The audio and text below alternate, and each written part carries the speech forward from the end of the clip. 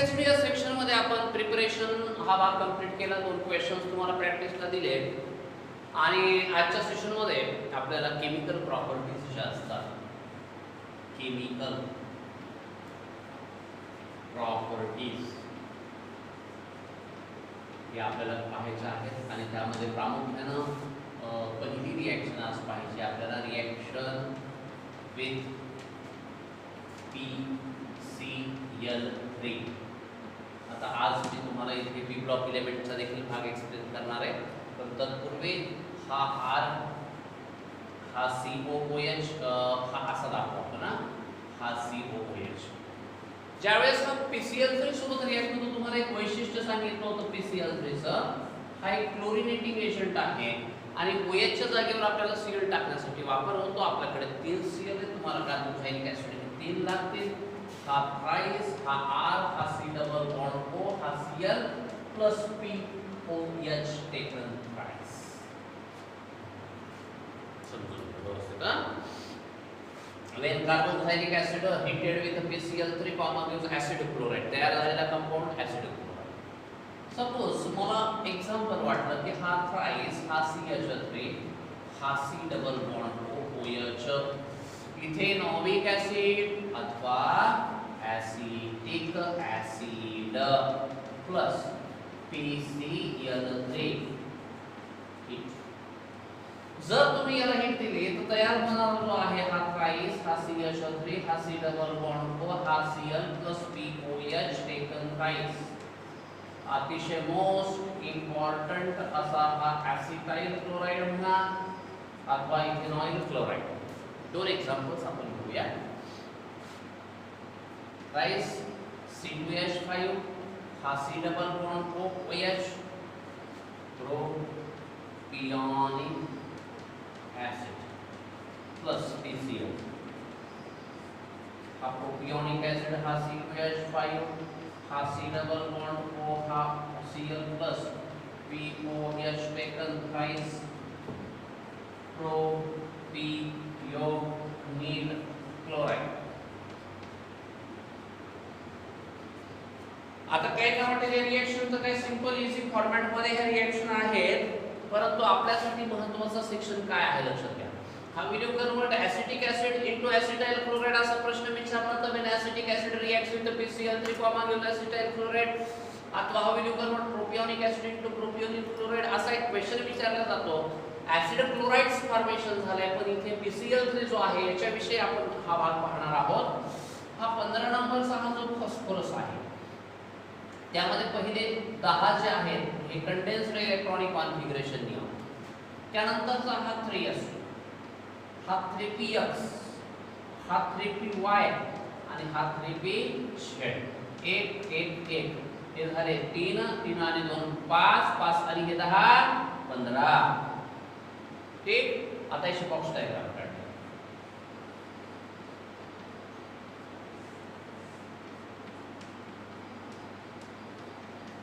ही box diagram काढल्याच्या नंतर जेव्हा त्याला आता काय एक्सप्लेन करतो मी PCl3, मग फॉस्फरसला हायब्रिडायझेशन द्यावं लागेल.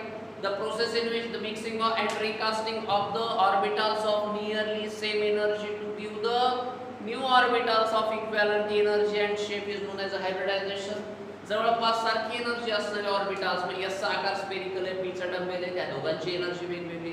अशांना आपण मिक्स आणि रिकास्ट केलं तर त्यांच्यापासून तयार होणाऱ्या हायब्रिड ऑर्बिटलला आकार आणि एनर्जी दोन्ही सारखं राहील अशी परिस्थिती. मग आपण याचं हायब्रिडायझेशन केलं असता आपल्याला काय पाहायला मिळालं पहा.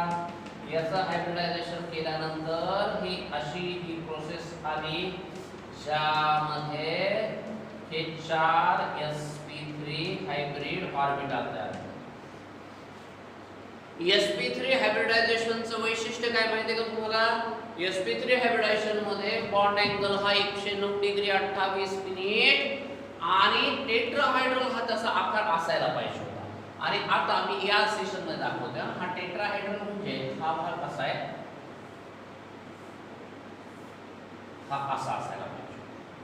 आता ऑर्बिटलची रेंज दाखवली तर आपण ऑर्बिटल्स कशा. आता हा पी ब्लॉक मधला हा पॉइंट पण आपला होतोय क्लियर. स्ट्रक्चर ऑफ PCl3 एकाच पॉइंटने पाहायचं नाही. मग आता याच्याकडे लक्ष द्या. फॉस्फरसकडे हा एक इलेक्ट्रॉन, हा एक इलेक्ट्रॉन, हा एक इलेक्ट्रॉन. तर व्हॅलन्स बॉन्ड थेरीनं काय सांगितलं, only unpaired electron can take part in the bond formation. केवळ अनपेअर्ड इलेक्ट्रॉनच बॉन्ड तयार करू शकतात. हे जेव्हा व्हॅलन्स बॉन्ड थेरी सांगते त्यावेळेला तिघजणच बॉन्ड तयार करू शकतात आणि ज्याला बॉन्ड तयार करायचे नाही ते अशात करा. मग काय झालं, त्यानं Cl जो आहे ह्या Cl चा एक इलेक्ट्रॉन घेतला आणि इथे हे असं स्ट्रक्चर, कारण Cl चा जो आहे हा p ऑर्बिटल असतो आणि p ऑर्बिटलचा आकार हा w असतो. हे असं स्ट्रक्चर. पण आता जर आपण पाहिलं तर तुम्हाला हा फॉस्फरस असा दिसेल, हे 3 Cl असे दिसतील. हा पिरॅमिड जो असतो त्यासारखा बेस ट्रायंग्युलर असेल आणि इथे 2 पेअर असेल. अशा पद्धतीचा भाग हा प्रामुख्याने येतो आणि हे आहे स्ट्रक्चर ऑफ PCl3. हे लक्षात घ्या. या PCl3 चं स्ट्रक्चर अशा पद्धतीचं असतं. sp3 ॲडमिशन असते, एक लोन पेअर ऑफ इलेक्ट्रॉन असतं. हा दोघांमधला महत्त्वाचा फरक पाहायचा. आता काय झालं, आपल्याकडे आला पलीकडचा POH टेकन आहे जो Cl ची जागा OH घेतोय. आता आपण हा पॉइंट एक्सप्लेन करत असताना प्रामुख्याने लक्षात घ्या. आता मी पॉइंट हा जो एक्सप्लेन करतोय हा तुम्हाला 3-4 टॉपिक मध्ये येणार आहे. POH टेकन थ्राइस याला जर तुम्ही वेगळ्या स्वरूपात मांडलं तर तुम्हाला H3PO3 आणि हा असा जर तुम्ही पाहिला तर तुम्ही म्हणाल H3PO4 तर आम्हाला आठवतो H3PO4 हा फॉस्फोरिक ऍसिड आहे आणि हा फॉस्फोरस ऍसिड आहे. अरे हा तर ऍसिड आहे, मग हा तर इकडे OH च्या स्वरूपात आला. तर यासाठीची बेसिक कंडिशन काय झाली की इथे हा पार्ट हा बेसच्या स्वरूपामध्ये एक्सप्लेन करण्यात आला. तर त्या संदर्भामध्ये आता आपल्याला आजचा पॉइंट जो आहे हा पी ब्लॉक मध्ये खूप, आता हे लक्षात घ्या, मी तर हा क्लिक करतोय बोर्ड. तुम्हाला आजच्या ह्या प्रॉपर्टीज मध्ये POH टेकन थ्राइस बद्दलची आपल्याला ही माहिती घ्यायची आहे आणि ही माहिती घेत असताना प्रामुख्याने हे पी ब्लॉक मध्ये कसं वापरायचं आणि काय आहे. तर 15व्या ग्रुप मध्ये आपल्याला साधारणपणे हा फॉस्फरस दिलेला असतो. एक फॉस्फरस असो का सल्फर असो का नायट्रोजन असो का कोणी असो, जेव्हा Na हा जो आहे हा NaOH किंवा हा KOH, तर तुम्ही याला काय म्हणता, पोटॅशियम हायड्रॉक्साइड, सोडियम हायड्रॉक्साइड. आणि ज्यावेळेला हा POH टेकन थ्राइस आहे तुम्ही त्याला ऍसिड म्हणता. असं का बरं, त्याचं मुख्य कारण आहे की OH जो आहे एरेनियसच्या थेरीनुसार OH- ॲक्वियस सोल्युशन देणारे हे ऍसिड असतात, बेस असतात आणि H+ देणारे ऍसिड असतात. तर एक भाग लक्षात ठेवा, जेव्हा OH हा अशा पद्धतीचा बॉन्ड तयार करतो, मेटलचं वैशिष्ट्य काय असतं. हा असा दाखवतो मी. मेटलचं वैशिष्ट्य काय असतं, मेटल साठीचा एक भाग असतो आयोनायझेशन पोटेन्शियल, हे त्याचं लो असतं. इलेक्ट्रोनेगेटिव्हिटी ही जी आहे त्याची ही अतिशय लो असते. आता इलेक्ट्रोनेगेटिव्हिटीचा विचार केला तर आपल्याकडे काय झालं माहिती आहे का, हा फ्लोरीन, त्याच्यानंतर हा ऑक्सिजन आणि त्याच्यानंतर हा नायट्रोजन, हे तिघं हायेस्ट इलेक्ट्रोनेगेटिव्हिटी असणारे एलिमेंट्स आहेत. इलेक्ट्रोनेगेटिव्हिटी म्हणजे काय, समजा A आणि B ने एक बॉन्ड तयार केला, A चा एक इलेक्ट्रॉन, B चा एक इलेक्ट्रॉन. बॉन्ड तयार करत असताना शेअरिंग अथवा भागीदारी झाली, पण बॉन्ड तयार झाल्याच्या नंतर A ला वाटलं आपल्याकडे इलेक्ट्रॉन यावा, B लाही वाटलं आपल्याकडे यावा. असं वाटणे म्हणजे electronegativity. The tendency of an atom to attract the shared pair of electron towards itself is known as electronegativity. मग इलेक्ट्रोनेगेटिव्हिटी नॉन मेटलची जास्त असते, मेटलची कमी आहे. पण या सिरीज मधला ऑक्सिजन इथे आहे, ऑक्सिजनला इलेक्ट्रॉन लागतो आणि हा लागणारा इलेक्ट्रॉन ऑक्सिजन सोडियमचा ओढायचा प्रयत्न करतो. बरं, आयोनायझेशन पोटेन्शियल म्हणजे काय, आयोनायझेशन पोटेन्शियल म्हणजे हा ॲटम जो असतो, ॲटमच्या शेवटच्या कक्षेतला इलेक्ट्रॉन आहे. हा इलेक्ट्रॉन आपल्याला बाहेर काढायचा असेल तर एनर्जी लागते आणि ही एनर्जी म्हणजे आयोनायझेशन पोटेन्शियल. मेटलमध्ये काय असतं, ॲटॉमिक साइज जास्त असल्या कारणाने इलेक्ट्रॉन बाहेर काढण्यासाठी लागणारी एनर्जी जी आहे ही कमी लागते, म्हणून त्याचं आयोनायझेशन पोटेन्शियल हे कमी असतं. मग काय झालं, ज्या वेळेला ऑक्सिजनचा इलेक्ट्रॉन सोडियमचा हा मधला इलेक्ट्रॉन ऑक्सिजन उडला त्यावेळेला सोडियम हा विरोध करत नाही, सोडियम हा सहजपणे देतो आणि अशा वेळेला हेटेरोलायटिक बॉन्ड पद्धतीने तुटल्याच्या नंतर बाहेर हा OH मायनस जातो आणि ॲल्डेनियसच्या थेअरीनुसार तो बेस आहे म्हणून त्याचं नाव सोडियम हायड्रॉक्साइड पोटॅशियम हायड्रॉक्साइड. आता उलट झालं, मेटलच्या ऐवजी समजा हा ClOH नावाचा हा भाग पाहिला, मेटलच्या ऐवजी ज्या वेळेला नॉन मेटल तिथे येतो त्यावेळेला जेव्हा क्लोरीन असो, फॉस्फरस असो, सल्फर असो, कोणी असो, ऑक्सिजनला इलेक्ट्रॉन लागतो तेव्हा ऑक्सिजन इलेक्ट्रॉन ओढायचा प्रयत्न करणार, परंतु नॉन मेटलचं आयोनायझेशन पोटेन्शियल हाय असतं कारण नॉन मेटलची ॲटॉमिक साईज ही कमी असते.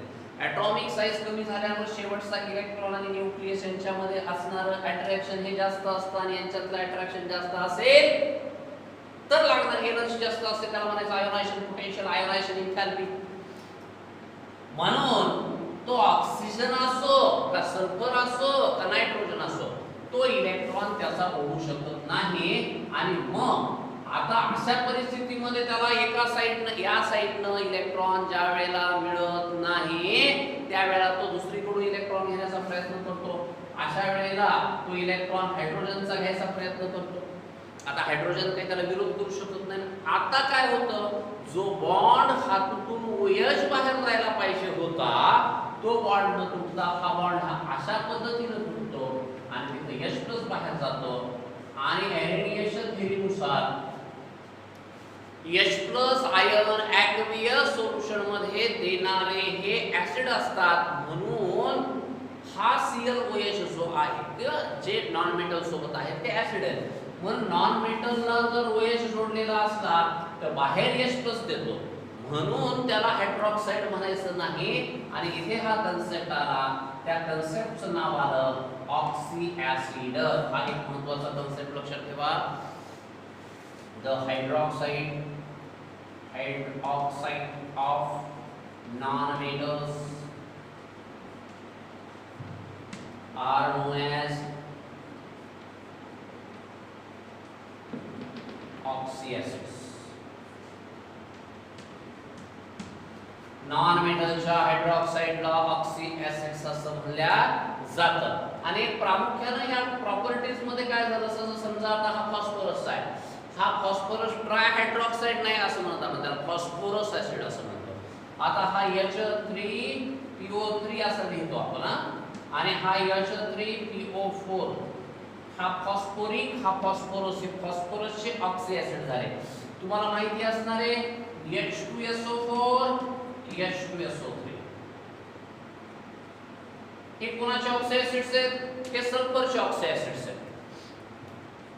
HNO3 HNO2 हे कोणाचे ऑक्सी ऍसिड्स आहेत, हे नायट्रोजनचे ऑक्सी ऍसिड्स. आणि आता एक टर्म लक्षात घ्या, आता याच्यामध्ये एक तुम्हाला एक फार महत्त्वाचा कन्सेप्ट इथे एक्सप्लेन करून दाखवतो.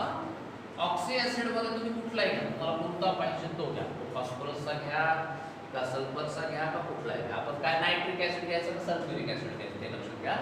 समजा आपण H2SO4 घेतो, H2SO4 बरोबर 2 हायड्रोजन अधिक 1 सल्फर अधिक 4 ऑक्सिजन आणि याच्या टोक्यावर पूर्ण चार्ज किती असतो माहिती का, 0.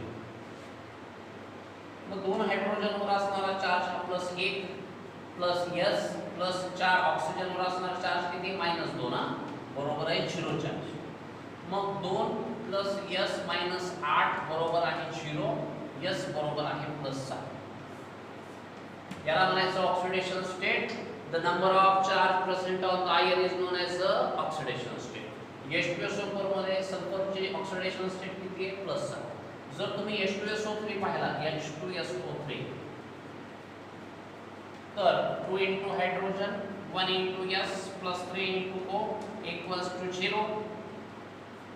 हा 2 * 1 + S + 3 * -2 = 0. 2 + S - 6 = 0. S - 4 = 0 आणि S = +4. मग H2SO3 मध्ये +4 ऑक्सिडेशन स्टेट. हे काय शिकवतं माहिती का, तर आता तुम्हाला ऑक्सी ऍसिड मध्ये पण कोणता स्ट्रॉंग आणि कोणता वीक सांगायचा असेल तर तुम्हाला एक सोपा भाग असा आहे की यामध्ये ऑक्सिजनची संख्या 4 आहे, यामध्ये 3 आहे. तर पहिला भाग आहे की साधारणपणे ज्याच्याकडे ऑक्सिजनची संख्या जास्त असते तो ऍसिड स्ट्रॉंग, म्हणजे सल्फ्युरिक ऍसिड हा सल्फ्युरस ऍसिड पेक्षा स्ट्रॉंग. हा झाला एक पॉइंट. दुसरा पॉइंट आहे की ऑक्सी ऍसिड म्हणजे काय, व्याख्या काय केली आपण, hydroxide of non metal are known as oxyacids. मग अशा पॉइंट मध्ये लक्षात ठेवा ज्या ऑक्सी ऍसिड मध्ये नॉन मेटलची ऑक्सिडेशन स्टेट जास्त असते तो जास्त ऍसिड आहे, ज्या ऑक्सी ऍसिड मध्ये ऑक्सिडेशन स्टेट कमी असते तो कमी ऍसिड. मग समजा आपल्याला फॉस्फोरिक आणि फॉस्फरस मध्ये डोळ्याला पाहता पाहता काय लक्षात आलं पाहिजे, हा H3PO4 हा जास्त ऍसिडिक, H3PO3 कमी ऍसिडिक.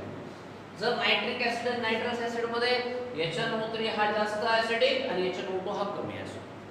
तर आता आपला पॉइंट चालू होता chemical properties of carboxylic acid. त्यामध्ये आपण रिएक्शन घेतली PCl3 ची कार्बोक्सिलिक ऍसिड मध्ये रिएक्शन. PCl3 ची कार्बोक्सिलिक ऍसिड मध्ये रिएक्शन होत असताना प्रामुख्याने OH जो आहे याची जागा हा Cl घेतो आणि POH टेकन थ्राइस येतो, म्हणून आपण हा ऑक्सी ऍसिडचा सेक्शन कंप्लीट केला. त्या रिएक्शन मध्ये न्यूक्लिओफाइलची जागा न्यूक्लिओफाइल घेत असल्या कारणाने त्याला आपण न्यूक्लिओफिलिक सबस्टिट्यूशन रिएक्शन अशा पद्धतीने टर्म केलं. आणि आजच्या सेक्शन मध्ये ऑक्सी ऍसिड्स हे खूप महत्त्वाचे आहेत. पी ब्लॉक मध्ये तुम्हाला 15, 16, 17 तिन्ही सेक्शन्स मध्ये ऑक्सी ऍसिड्स पाहिजेत.